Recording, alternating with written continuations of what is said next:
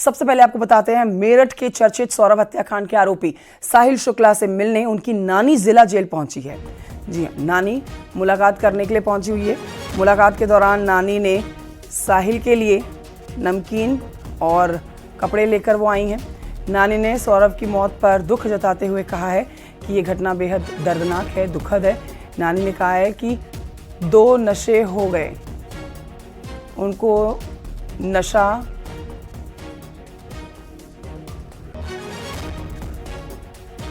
आदमी को औरत का नशा और औरत का आदमी को नशा हो गया।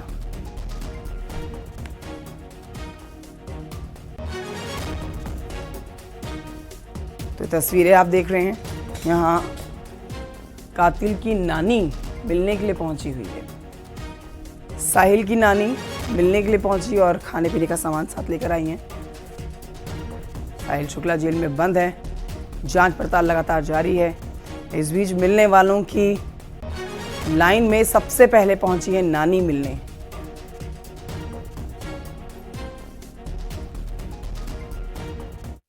नहीं आ रहा, इसकी बात मैं कह रही हूँ कि उससे ज्यादा लड़के का दुख कुछ नहीं करा। ये 2 नशे हो गए, नहीं 2 नशे हो गए। एक तो नशा खूब कर रखा था, एक आदमी को औरत का, औरत का आदमी को नशा, ये सबसे बड़ा हो गया। साहिल और मुस्कान के हालात सही है और अब विड्रॉल जो सिम्टम थे वो समाप्त हो गए। जेल की जो रूटीन दिनचर्या है वो प्रारंभ हो गई है और दोनों सामान्य जीवन जेल में व्यतीत कर रहे हैं। साहिल से मिलने कोई आया हुआ भी है क्या? ये बात सही है कि साहिल की नानी ने मुलाकात की पर्ची लगाई थी। अब आप जानते हैं कि जेल मैनुअल में परिजन, मित्र और अधिवक्ता मुलाकात कर सकते हैं, तो परिजन और रिश्तेदार की कैटेगरी में उसकी नानी ने मुलाकात के लिए अनुरोध किया था, पर्ची लगाई थी, तो उसकी नानी मिलने आई। मेरठ के सौरभ हत्याकांड पर कथावाचक पंडित धीरेन्द्र शास्त्री का बयान आया है सामने। पंडित धीरेन्द्र शास्त्री ने कहा है कि सौरभ हत्याकांड के बाद भारत में नीला ड्रम वायरल है।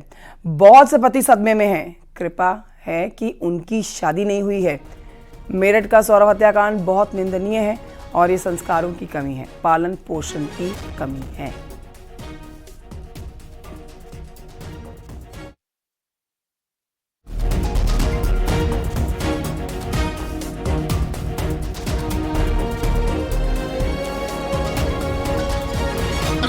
भारत में नीला ड्रम बहुत फेमस है, बहुत वायरल है और बहुत से पति सदमे में है नीले ड्रम को लेकर।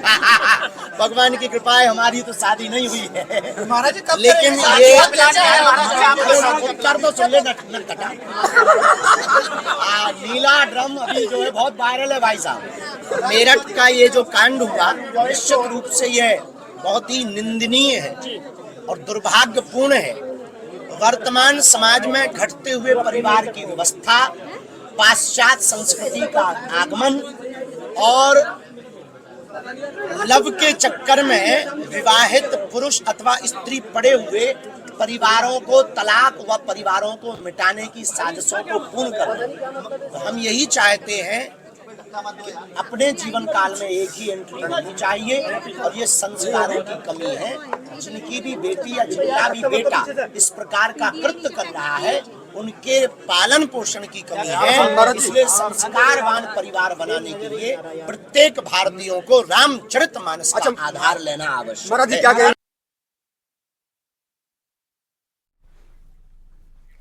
उधर मेरठ की सौरभ हत्याकांड पर कथावाचक पंडित धीरेन्द्र शास्त्री का बयान आप सुन रहे थे।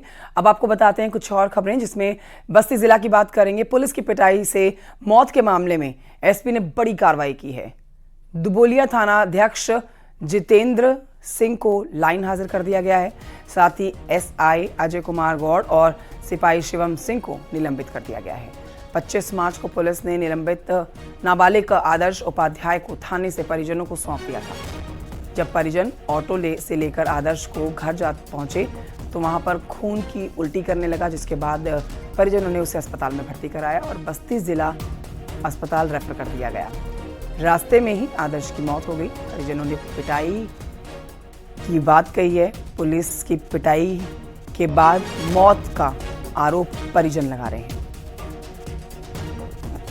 पैनल के माध्यम से जो यहाँ पोस्टमार्टम कराया गया है, पोस्टमार्टम के बाद यद्यपि काज अपडेट क्लियर नहीं हुआ है और बिसरा प्रिजर्व किया गया है, लेकिन प्रकरण की गंभीरता को देखते हुए तात्कालिक प्रभाव से पुलिस अधीक्षक महोदय द्वारा थाना प्रभारी को लाइन हाजिर किया गया है तथा उससे संबंधित 2 पुलिसकर्मी, एक उपनिरीक्षक अजय कुमार गौड़ और दूसरे आरक्षी शिवम सिंह के विरुद्ध निलंबन की कार्रवाई की गई है।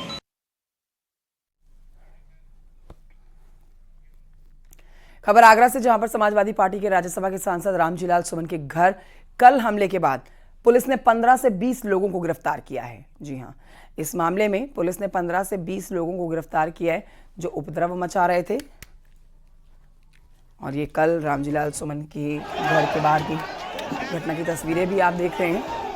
यहाँ पर अब पुलिस ने एक्शन दिखाते हुए 15 से 20 लोगों को गिरफ्तार कर लिया है। रामजीलाल सुमन ने राणा सांगा को लेकर विवादित बयान दिया था, जिस पर विवाद छिड़ा हुआ है। अब इसी मामले पर, इसी बयान के ऊपर उनके करणी सेना के लोग भड़के हुए हैं। घर के बाहर जाकर धावा बोल दिया, सांसद के ऊपर भी हमला करने की कोशिश की गई है, लेकिन गनीमत रही कि वो घर पर मौजूद नहीं थे। लेकिन जितने भी उपद्रवी यहाँ पहुँचे उन सबके खिलाफ मामला दर्ज करते हुए उन्हें गिरफ्तार किया गया है। आगरा के थाना हरिपर्वत क्षेत्र के रामजीलाल सुमन के घर के बाहर ये हमला किया गया था।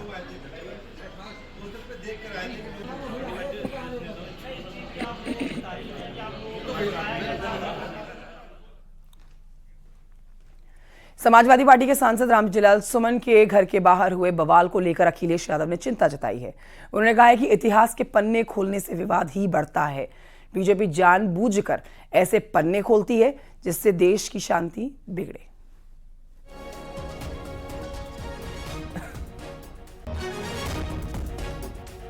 इतिहास और इतिहास के पन्ने, चाहे हम हों चाहे भारतीय जनता पार्टी के लोग हों, हम लोगों को किसी को भी इतिहास के पन्ने नहीं पलटना चाहिए, क्योंकि इतिहास में क्या घटना घटी है हम इतिहास की उन किताबों को पढ़ रहे हैं, उसकी इंटरप्रिटेशन अपने हिसाब से कर रहे हैं। भारतीय जनता पार्टी ने जब भी इतिहास के पन्ने पलटे हैं तो वो पन्ने पलटे जिससे उन्हें पॉलिटिकल लाभ क्या हो सकता है और राजनीतिक लाभ के साथ साथ नफरत किससे फैल सकती है, कौन राजा था, कौन महाराजा था, किसने क्या किया, वो इतिहास की बात है।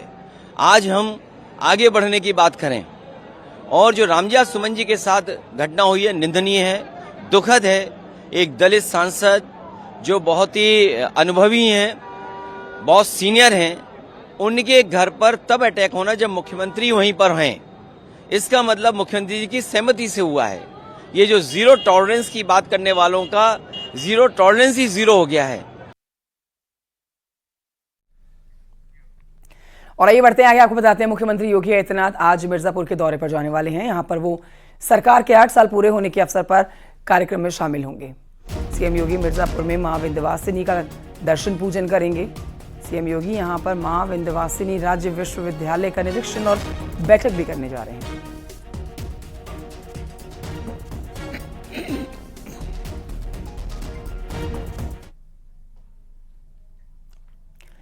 मुख्यमंत्री योगी आदित्यनाथ ने मथुरा से लेकर संभल तक और मुस्लिम आरक्षण से लेकर मुस्लिम की सुरक्षा तक कई मुद्दों पर बड़े बयान दिए। योगी ने दावा किया कि यूपी में मुसलमान सबसे सुरक्षित हैं और दंगाई का इलाज उन्हें आता है। योगी ने ऐलान किया है कि संभल में सभी मंदिर खोले जाएंगे, जितने मंदिर खोजे जाएंगे और वहां की सच्चाई पूरी दुनिया के सामने पहुंचाएंगे। देखिए रिपोर्ट।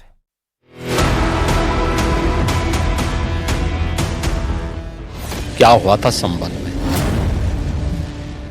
देखिए, संभल एक सच्चाई है। मथुरा श्री कृष्ण की जन्मभूमि नहीं है क्या? पर वो तो अब कोर्ट में है ना। कोई कोर्ट का ही आदेश पालन कर रहे हैं ना। मथुरा से मुसलमान तक, अयोध्या से औरंगजेब तक, हिंदू मुसलमान संभल पर घमासान। तमाम सवालों के जवाब उत्तर प्रदेश के सीएम योगी आदित्यनाथ ने अपने ही अंदाज में दिए। यूपी में सबसे सुरक्षित है मुसलमान। 100 हिंदू परिवारों के बीच में एक मुस्लिम परिवार सबसे सुरक्षित रहता है। रंग लग भी गया तो क्या हो गया? कि भाई जिसको रंग से परहेज है उस पे मत डालना। लेकिन फिर भी पड़ गया है और प्रशासन उसको साफ करके फिर से नगाई पुताई कर दे रहा है। मथुरा में तो बहुत कुछ हो गया होता। कोर्ट का ही आदेश पालन कर रहे हैं ना, तो अब तक तो वहां बहुत कुछ हो गया होता। सनातन पर हमेशा मुखर रहने वाले उत्तर प्रदेश के मुख्यमंत्री योगी आदित्यनाथ ने ये साफ कर दिया कि मुसलमान अगर सबसे ज्यादा कहीं सुरक्षित हैं, तो वो उत्तर प्रदेश में हैं। सबके बीच सबको समान भाव से देख रहे हैं। उत्तर प्रदेश में मुसलमान सबसे ज्यादा सुरक्षित है, सबसे ज्यादा सुरक्षित है। अगर हिंदू सुरक्षित है तो वह भी सुरक्षित है। शाहजहांपुर और संभल में होली के दौरान तमाम मस्जिदों को ये कहते हुए प्रशासन ने ढक दिया था कि उन पर रंग पड़ने से विवाद हो सकता है। योगी आदित्यनाथ से रंग को लेकर सवाल किया गया तो उनका दो टूक जवाब था। जिसको रंग से परहेज है उस पे मत डालना, लेकिन फिर भी पड़ गया है और प्रशासन उसको साफ करके फिर से नगाई पुताई कर दे रहा है। ये कौन सी बात है? क्या रंग बिरंगे कपड़े पहनते नहीं? हिंदू से ज्यादा रंग बिरंगे तो मुसलमान ही पहनता कपड़ा, तो फिर रंग से परहेज क्यों? यानी तो दोहरा आचरण है। तो क्या रंग बिरंगी कपड़े पहने, लेकिन अगर रंग पड़ जाए तो हाय तौबा मचाते हैं? ये नहीं हो सकता है। ये दोहरा आचरण क्यों मचाते हो जी? वहीं मथुरा में कृष्ण जन्मभूमि पर भी कोर्ट में मामला चल रहा है। इस पर योगी आदित्यनाथ का कहना है कि कोर्ट की वजह से ही मथुरा में अब तक कुछ हुआ नहीं है। मथुरा की बात क्यों नहीं उठानी? मथुरा श्री कृष्ण की जन्मभूमि नहीं है क्या? पर वो तो अब कोर्ट में है ना। कोई कोर्ट का ही आदेश पालन कर रहे हैं ना, तो अब तक तो वहां बहुत कुछ हो गया होता। धर्म के मुद्दे पर अक्सर उत्तर प्रदेश की सरकार और सीएम योगी आदित्यनाथ को विपक्ष की ओर से घेरा जाता है, लेकिन उन्होंने इससे जुड़े हर मुद्दे पर खरी खरी बात कही। जाहिर है उनके इन बयानों पर सियासी प्रतिक्रियाएं भी आएंगी ही। Bureau report, news 18।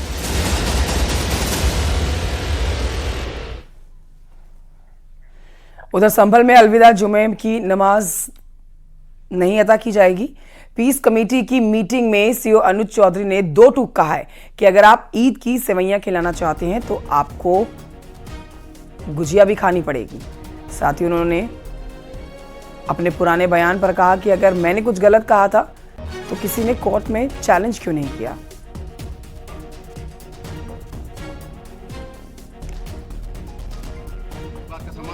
आप यदि ईद की सेवैयां खिलाना चाहते हो तो आपको गुजिया भी खानी पड़ेगी, या गुजिया खाओ ये तो दोनों पक्ष खाओ। पर यहाँ गड़बड़ हो जाती है, जहाँ एक पक्ष खाने को तैयार, दूसरा खा नहीं रहा, तो यहाँ भाईचारा खत्म हो जाए। मैं उस चीज को दोबारा नहीं दोहराना चाहूंगा अगर भाई मैंने क्या कहा था, पर किसी भी एक आदमी ने यदि मेरा वक्तव्य इतना गलत था तो वो उसे हाई कोर्ट में, सुप्रीम कोर्ट में क्यों चैलेंज नहीं किया? मुझे सजा करवाते यदि मेरा वक्तव्य इतना गलत था, क्योंकि मैंने कुछ गलत, मतलब हर चीज दोनों धर्म के लिए बराबर बोली। 2027 के लिए यूपी में अभी से बिसात बिछनी शुरू हो चुकी है। विधानसभा चुनावों से पहले आरएसएस हिंदुत्व के मुद्दे को धार देने में जुट गया है। जातियों में बटे हुए हिंदू समाज को एकजुट करने का प्लान तैयार किया जा रहा है। बता दें आपको कि आरएसएस के इस अभियान से बीजेपी को बड़ा फायदा हो सकता है, ये जानकार मान रहे हैं। रिपोर्ट देखिए।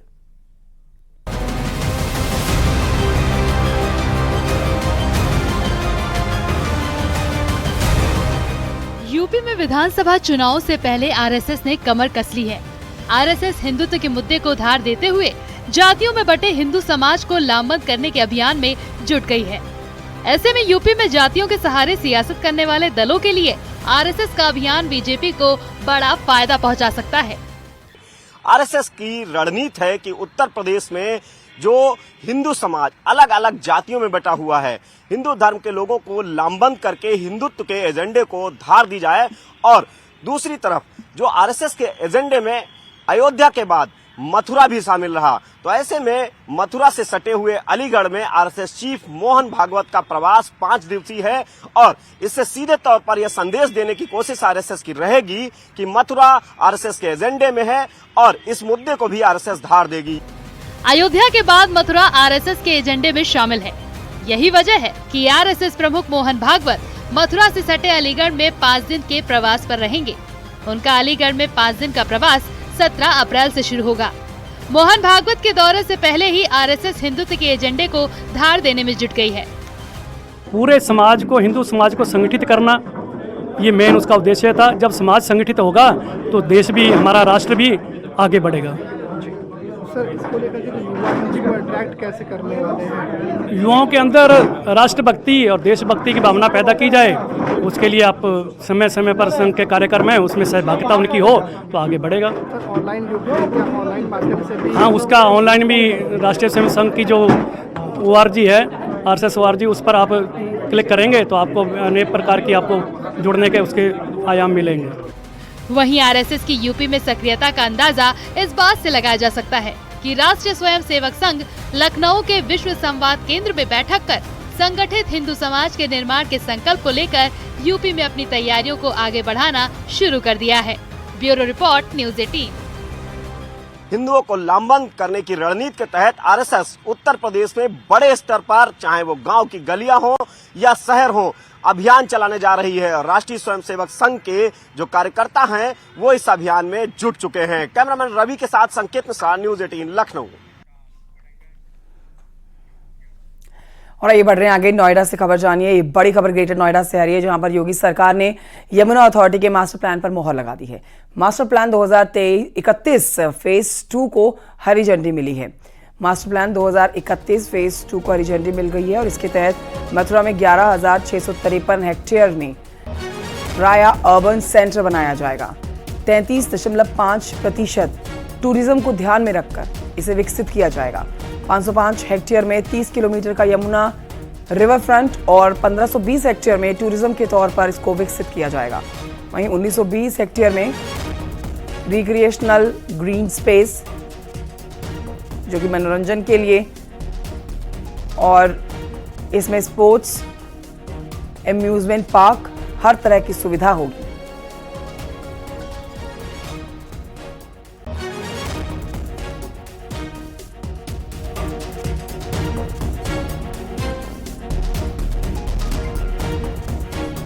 खबर बरेली से, जहां पर खाना बनाते समय सिलेंडर में गैस पाइप फटने से बड़ा हादसा हो गया और यहां पर गैस पाइप फटने से धमाके के साथ ही सिलेंडर में आग लग गई।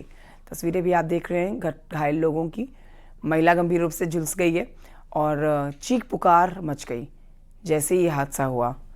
महिला का बेटा महिला को बचाने के लिए दौड़ा तो महिला भी गंभीर रूप से झुलस गया।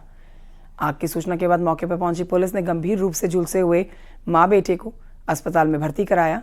इलाज जारी है इनका, हालत गंभीर बनी हुई है जो जानकारी मिल रही है।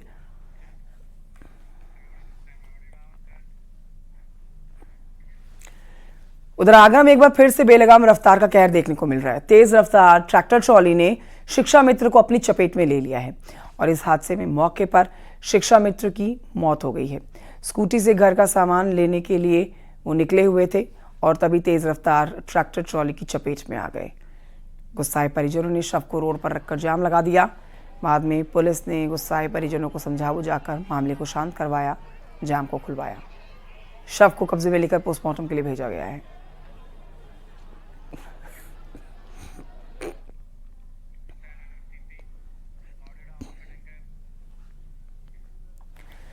बाराबंकी में 1 करोड़ की मॉर्फिन के साथ 2 तस्करों को गिरफ्तार किया गया है। 1 किलो से ज्यादा नशीला पदार्थ और बाइक बरामद की गई है। रामनगर थाना पुलिस ने मैनुअल इंटेलिजेंस की मदद से 2 तस्करों को गिरफ्तार किया है। आगे की जांच जारी है।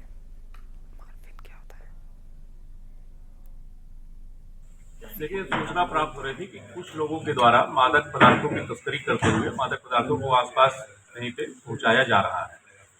इस सूचना को लेते हुए एक टीम वरिष्ठ पुलिस अधीक्षक बाराबंकी महोदय द्वारा गठित की गई। इसी क्रम में रामनगर थाने के इंस्पेक्टर और वहां अन्य टीम के द्वारा इसमें पतारशी सुरागरसी की जा रही थी।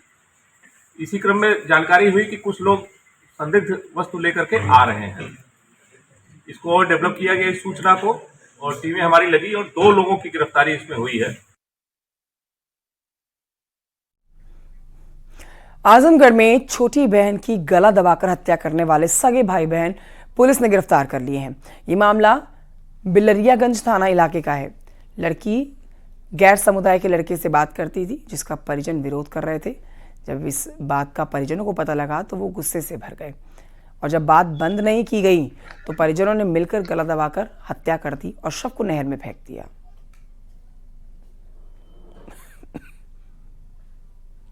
20 मार्च को सुबह लगभग 6 से 7 बजे के बीच में एक सूचना प्राप्त हुई कि गांव रामपुर पड़ता है बिलागंज में, वहां के पास में सड़क के किनारे जो नहर है उसमें एक लड़की की लाश पड़ी हुई है। इस सूचना पर थाना बिलागंज की पुलिस साथ में सीओ और मुझे एडिशनल द्वारा भी मौके का निरीक्षण किया गया। मौके पर फॉरेंसिक टीम द्वारा भी निरीक्षण किया गया। मौके पर जो बॉडी थी उसको कब्जे में लेकर पोस्टमार्टम के लिए भिजवाया गया। तहरीर पर 302 का मुकदमा जो पुरानी आईपीसी है और 103 बीएनएस की मुकदमा दर्ज किया गया। जब इसमें पूछताछ की गई तो यह प्रकट प्रकाश में आया कि ये लड़की वहाँ की रहने वाली थी, अनीता यादव नाम था लड़की का, और ये लड़की 18 तारीख को परिवार वालों ने गुमशुदगी भी इसकी दर्ज कराई थी कि घर से चली गई है। अब देखिए अपराध जगत की 10 बड़ी खबरें, क्राइम टॉप 10। गाजियाबाद के थाना अंकुर विहार में पुलिस की बड़ी कार्रवाई, टप्पेबाजी करने वाले गिरोह का पर्दाफाश हुआ। 4 शातिर बदमाश गिरफ्तार किए गए। बुलंदशहर में धर्म परिवर्तन के बाद रेप के मामले में कोर्ट ने सजा सुनाई है। दोषी यूनुस को 11 साल की सजा, 35,000 रुपए का अर्थदंड। एटा के देहात क्षेत्र में संदिग्ध परिस्थितियों में नहर में तैरता मिला है महिला का शव, पुलिस जांच में जुटी। बिजनौर के रेहट थाना क्षेत्र में 1.5 साल की बच्ची की टब में डूबने से मौत हो गई है। बच्ची की मां पति पर आरोप लगा रही है हत्या का, पुलिस जांच कर रही है मामले। मुरादाबाद नगर निगम ने एसपी नेता कमाल अख्तर की पत्नी की संपत्तियों पर की है कार्रवाई। हुमेरा अख्तर का मैरिज हॉल और संपत्ति सील की गई। प्रतापगढ़ के पट्टी रानीगंज में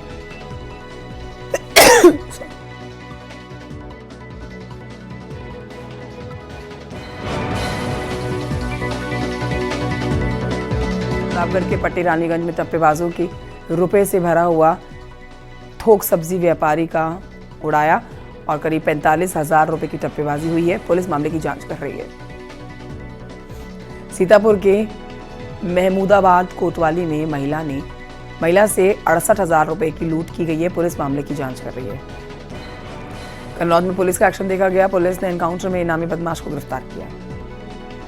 झांसी में प्रेमनगर थाना क्षेत्र में पुलिस ने शातिर वाहन चोर गिरफ्तार किया है और इसके पूरे गिरोह का भंडाफोड़ करते हुए इसके एक और साथी को पकड़ा है। 10 गाड़ियां भी बरामद हुई।